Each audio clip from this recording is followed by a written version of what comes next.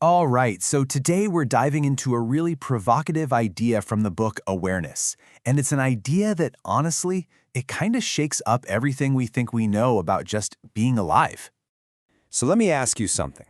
What if I told you that right now, all of us were all asleep?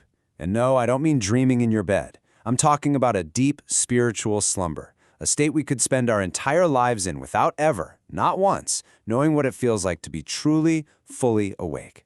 Now that is the core idea we're going to unpack today. So what does this spiritual sleep even mean? Well, the book describes it as living this mechanical life. You know the drill, right? You wake up, you do the same stuff, think the same thoughts, have the exact same reactions day in and day out. It's almost like we're running on a pre-written program. And the biggest symptom of this? It's that constant noise in our heads, that nonstop inner monologue that just goes and goes. The book puts it pretty bluntly. A noisy mind is a sleeping mind. Silence. That's where we start to wake up. Okay, so if all that chatter is just us being asleep, what's on the other side? What happens when we wake up? Well, this is where it gets really interesting. The book lays out this incredible map of our inner world, and it basically says we're living in just one tiny corner of a massive mansion we don't even know we own.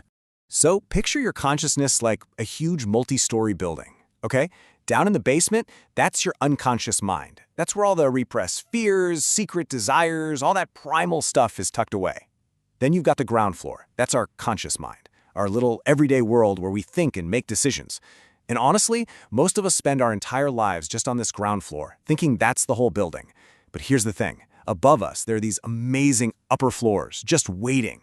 This is the superconscious mind, the realm of real creativity, of enlightenment, of our true untapped potential. And this is where the book just hits you with this incredible metaphor. It's like we own this magnificent palace, right? But instead of exploring it, we choose to live our entire lives huddled on the front porch, completely convinced that the porch is all there is. It's kind of heartbreaking when you think about it that way. So what's the big deal? What's the real cost of living on that tiny porch, of being asleep? Well, according to this philosophy, the price we pay is suffering. Simple as that. It argues that the root cause of all our unhappiness is just this state of being unconscious. And why do we suffer? Because we're totally divided inside. We're living this fractured life, where our body is going one way, our mind is off thinking about something completely different, and our heart is pulling in a third direction. And it's this inner conflict, this complete lack of alignment, that the book defines as misery.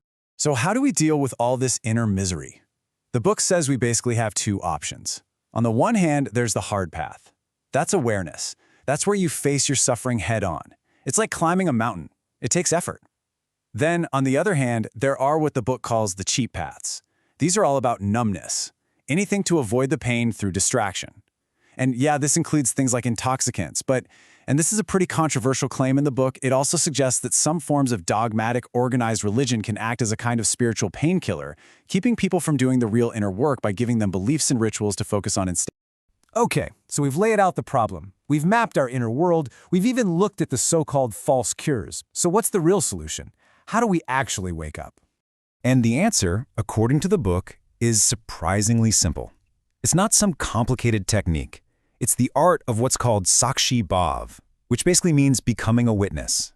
That's it. It's not about doing anything. It's not about changing anything. It is simply about watching. Just watching your thoughts, your feelings, your actions from a distance, with no judgment, not labeling them good or bad. You just observe them, almost like you're watching clouds drift across the sky. Now, I know that sounds super simple, maybe even too simple, but our deep-rooted habits make it incredibly difficult. And to show just how powerful this simple act of watching is, the book tells this amazing story about a Zen master named Nagarjuna and a thief who comes to him asking to be his student. So this thief comes to Nagarjuna and says, "Look, I want to be your disciple. I can give up anything except stealing. It's my job, it's what I do." So Nagarjuna, being a Zen master, makes him this really strange deal. He says, "Okay, fine, you can keep stealing. I just have one condition. Whatever you do from now on, you have to do it with total awareness. Be completely conscious when you're breaking the lock, when you're sneaking into the house, when you're taking the stuff." The thief thinks, easy peasy, what a deal. But a few weeks later, he comes back and just collapses at the master's feet. He says, "You tricked me! You're so cunning! I can't steal anymore!" He realized that whenever he became fully aware, fully present in the act of stealing, The desire to do it just vanished. It was impossible. He discovered that a negative act requires you to be unconscious. Awareness and theft just can't exist in the same moment. And that story is so powerful, right? It shows that awareness isn't just some passive thing you do on a meditation cushion for 20 minutes. No, it fundamentally changes how you operate in the world. It changes everything. Probably the biggest shift you'll see is moving from reaction to action. See, most of us just react all day long. Someone insults you, boom, you're angry. Someone praises you, boom, you're happy. It means your emotional buttons are in everyone else's hands. Anyone can come along and push them. The book calls this slavery. But a conscious person, they act.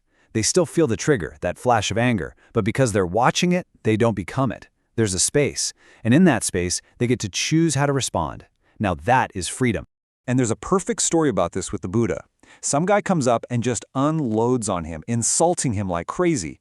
Buddha just listens, totally calm.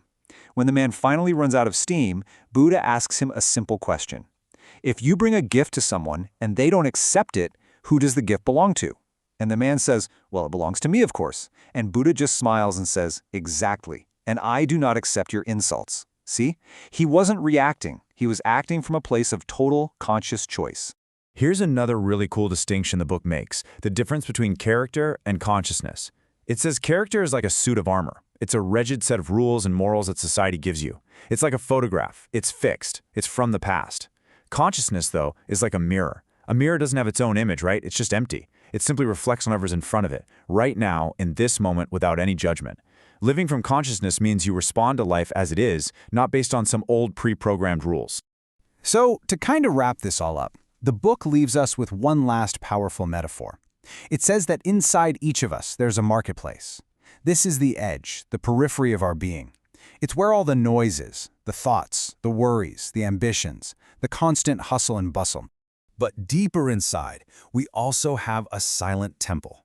This is our center, the very core of who we are. And it's always calm, it's always silent, it's always aware. It's the home of that witness, that peaceful space that exists inside every single one of us right this very second. So at the end of the day, the journey isn't about trying to bulldoze the marketplace in your mind. I mean, that's just part of being human. The real art is learning the path that leads from that noisy, chaotic marketplace to the silent temple within. It's about knowing you can move freely between the two. And that leaves us with the big question, really. Are you aware of both? Do you feel that busy marketplace and that quiet temple inside you? And more importantly, do you know the way home?